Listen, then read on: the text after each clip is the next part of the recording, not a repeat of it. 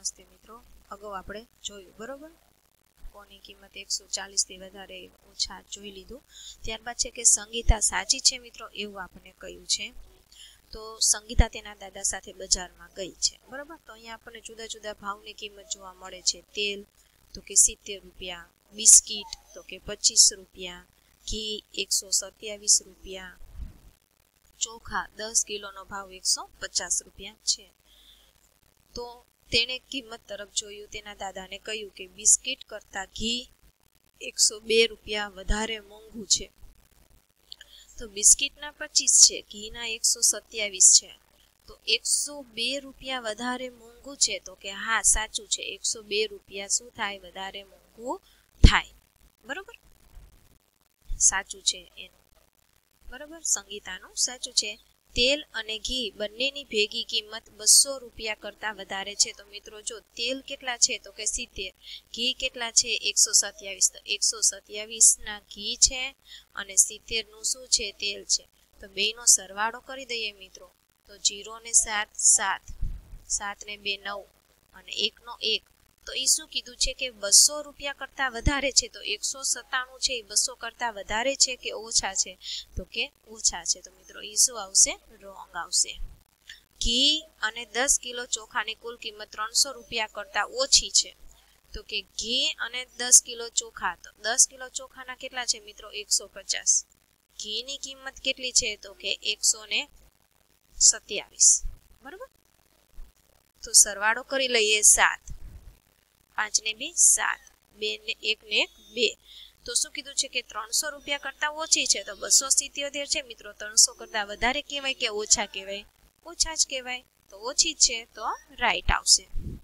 સાચું છે એ સંગીતાનું. તેલની કિંમત બિસ્કિટના પડીકા કરતા 40 રૂપિયા વધારે છે.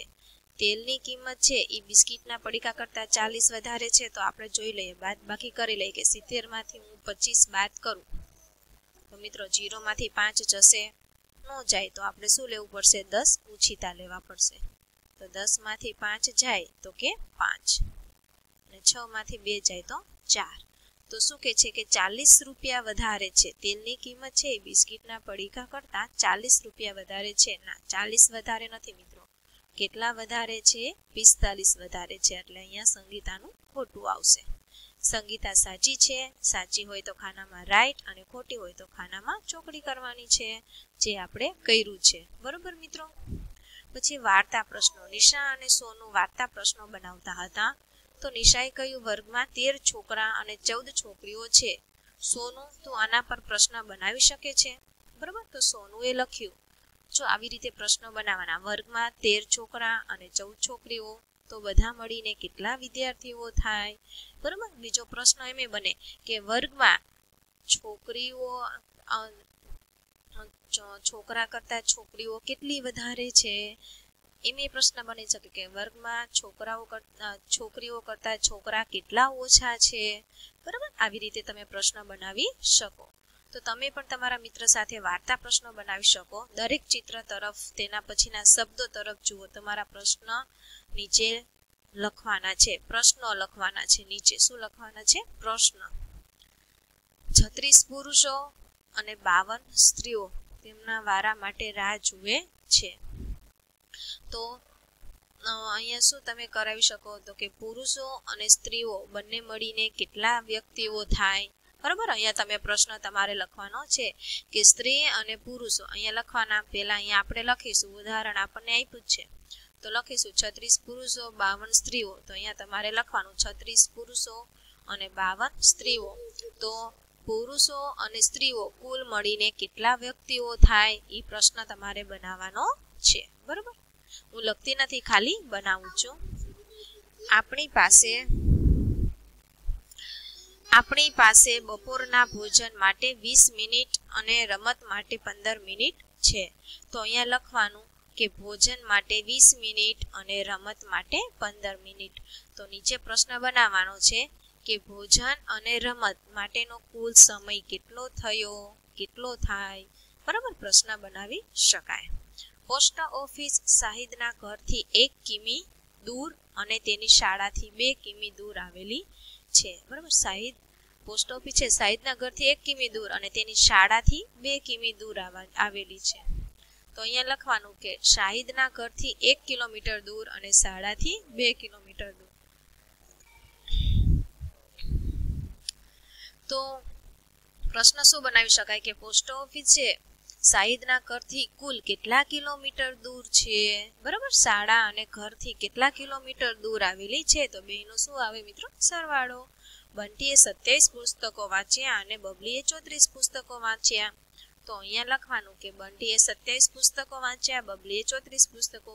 બંટી અને બબલી બંને મળીને કેટલા પુસ્તકો વાંચ્યા? અથવા તો એમ પણ પ્રશ્ન બનાવી શકાય કે બંટીએ બબલી કરતા કેટલા વધારે પુસ્તકો વાંચ્યા. તો અહીંયા શું, કોણે વધારે વાંચ્યા છે? તો કે બબલીએ, બરાબર. બબલીએ બંટી કરતા કેટલા પુસ્તકો વધારે વાંચ્યા?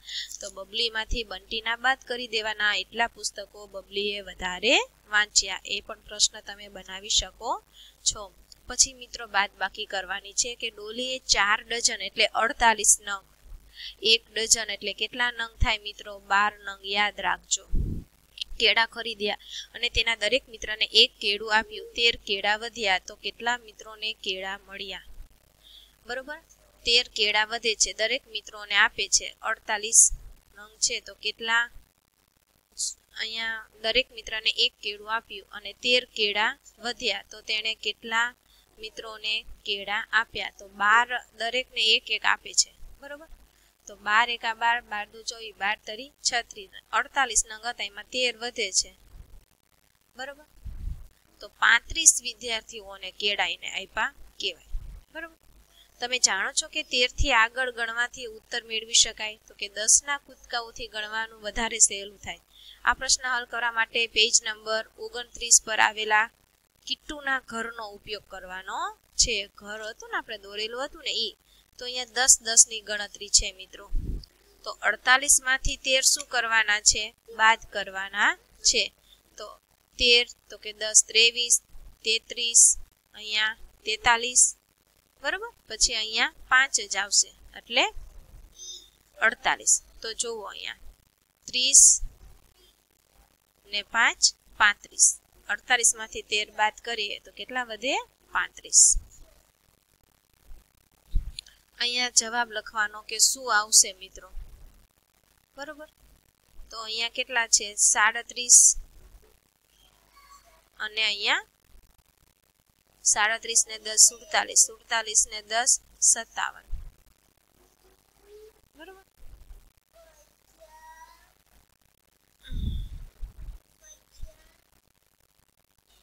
અહીંયા 10, અહીંયા 10 માઇનસ 1, 10 ને 10 20, 20 માંથી 1 બાદ કરીએ એટલે કેટલો આવે મિત્રો? 19 આવે.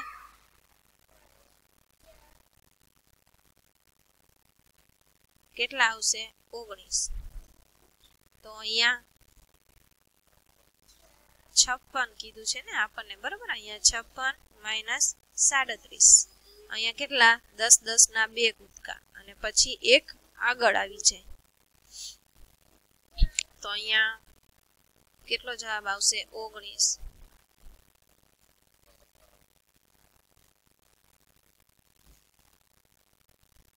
ઓકે, અહીંયા 5 5 ના છે.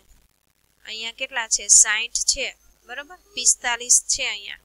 તો 45 ને 5 50, 50 ને 10 60. અહીંયા 60 પહોંચવાનું છે. 45 થી ચાલુ કર્યું. અહીંયા 37 હતું તો અહીંયા 56 પહોંચવાનું હતું. તો 37 ને 10 47 અને 47 ને 10 57 ને 1 બાદ કરી દીધો એટલે એમ થઈ ગયું. તો અહીંયા 10 ને 5 કેટલા થઈ ગયા? બરોબર. આ 10 ને 5 તો કે 15. તો અહીંયા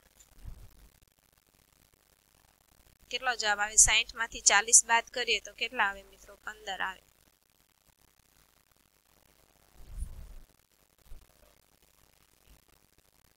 અહીંયા 80 આપ્યા છે. 59 છે તો 10 10 નું બનાવીએ.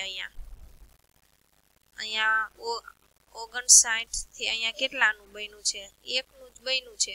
59 થી 60 તો અહીંયા શું બન્યું? આ 1.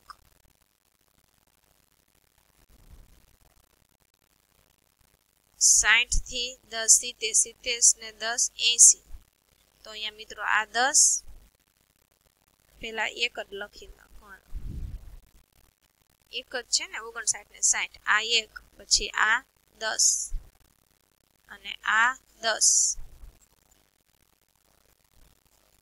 10 ને 10 20, 20 ને 1 21. તો અહીંયા જવાબ શું આવશે મિત્રો? 21. 60 માંથી 59 તમે બાદ કરો તો જવાબ આવશે 21.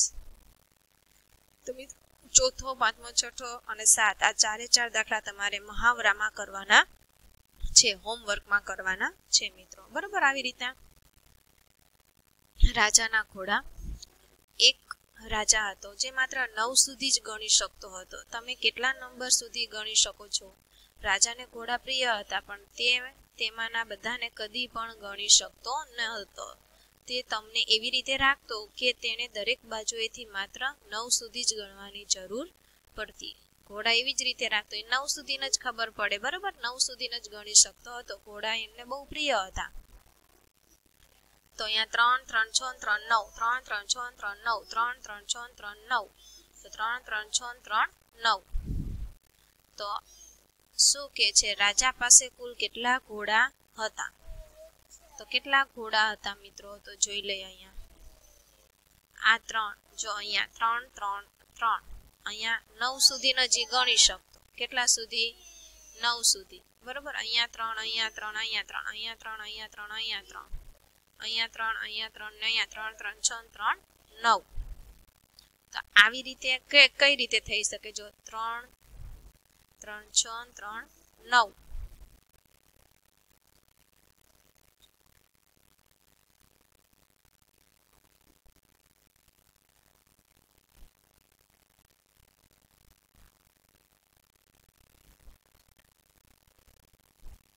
કેટલા ઘોડા હોય? 24 હોય.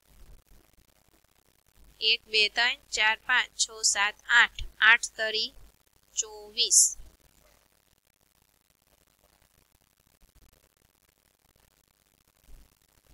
એક દિવસ એક મુલાકાતી 4 ઘોડા સાથે ત્યાં આવ્યો. અંધારું થયું, તેથી તે રાત્રે ત્યાં રહેવા ઈચ્છતો હતો, પરંતુ ઘોડાનો રખેવાળ ગભરાયો. જો રાજા વધારાના ઘોડા જોશે તો તેને ગુસ્સો થશે. મુલાકાતે કહ્યું, ગભરાશો નહીં, રાજાને કદી ખબર નહીં પડે. તેથી તેણે નીચે પ્રમાણે ઘોડાઓની ગોઠવણી કરી. હવે ત્યાં કેટલા ઘોડા? આવી રીતે ઘોડાની ગોઠવણી કરે છે. તો 5 5 ની કેટલી છે? 1 2 3 4. તો 5 ચોક કેટલા થાય? 20 થાય.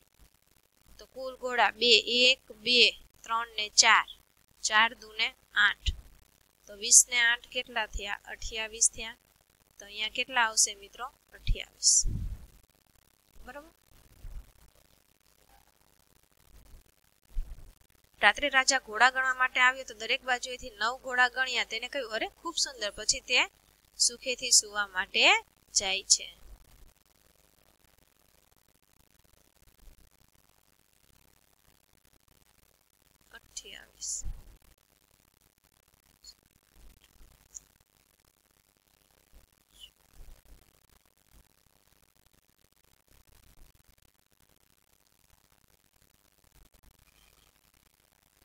સવારમાં હોશિયાર મુલાકાતીએ બીજી યુક્તિ અજમાવી. તેણે પોતાના 4 ઘોડા લઈ લીધા અને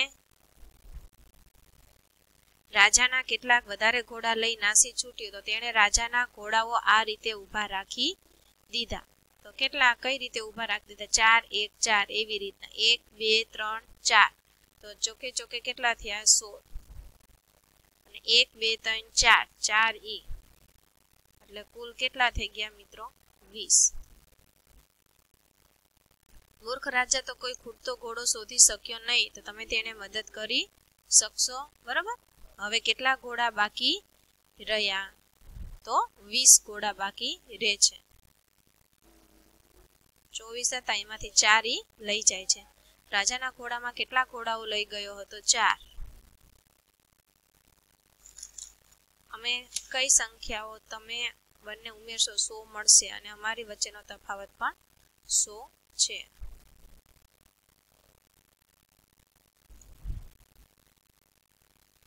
બરાબર. અહીંયા આપણો આ એકમ મિત્રો પૂરો થાય છે. ફરીથી મળીશું નવા એકમ સાથે. અસ્તુ. જય હિન્દ, જય ભારત.